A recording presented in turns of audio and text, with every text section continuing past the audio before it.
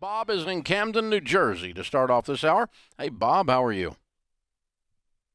Doing pretty well, Dave. How about yourself? Better than I deserve. How can I help?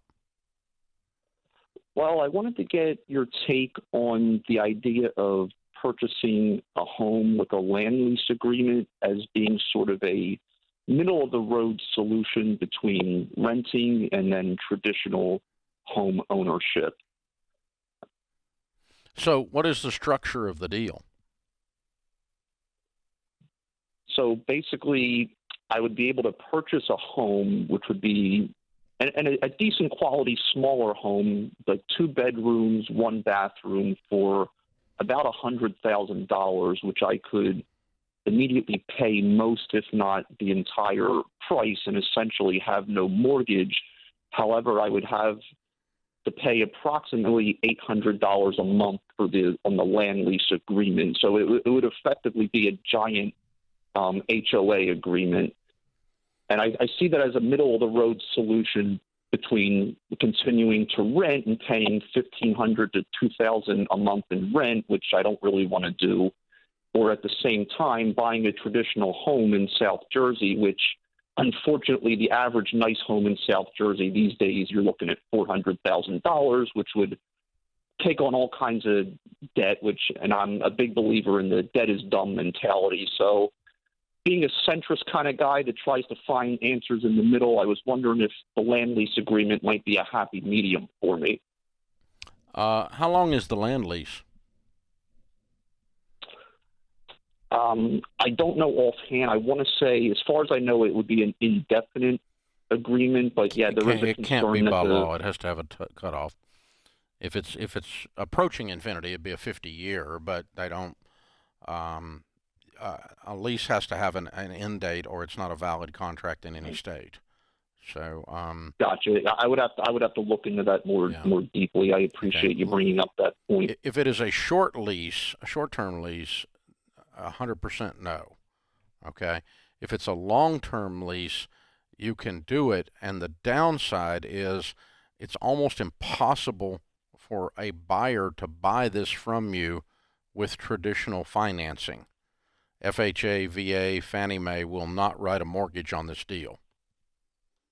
So your pool of buyers when you get ready to sell is going to be small, thus you're not going to get much appreciation. Okay. The long-term land lease is almost never used in a residential setting. It's typically used in a commercial setting. And it's not unusual at all to do like a build-to-suit with a long-term land lease and, a 25-year lease or a 30-year lease. And during that time, the investor that actually owns the property. So you don't own the property. Because the dirt is not yours. You're not purchasing a house. You're renting ground and putting a house on someone else's ground. And that's the legal position you're putting yourself in. So, what I would do if I were you is I'm going to continue to investigate it because it's kind of an interesting, different concept, and try to continue to poke holes in it. Having done 3,000 real estate deals in my life, including a couple of them with 50-year leases on commercial deals, I would not do this deal because I don't think it's got a good upside resale on the back end, even if it's the best of situations, because it's such a weird deal. It's so unusual that it's going to be hard to get financing, hard to get buyers off the back end.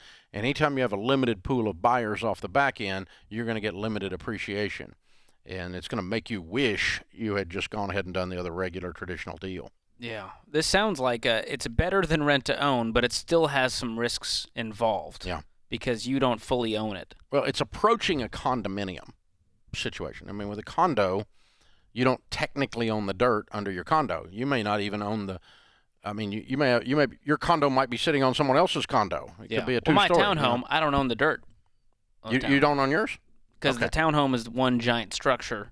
Yeah. And so. Oh, okay. Right. Then that's the same situation. So it's a similar situation. Yeah, and so, but the difference is that that is a traditional deal. It's not a lease. Exactly. In that it's a condominium document or in New York, they will use a different document called a co-op document, but it still works very similar to a condominium document.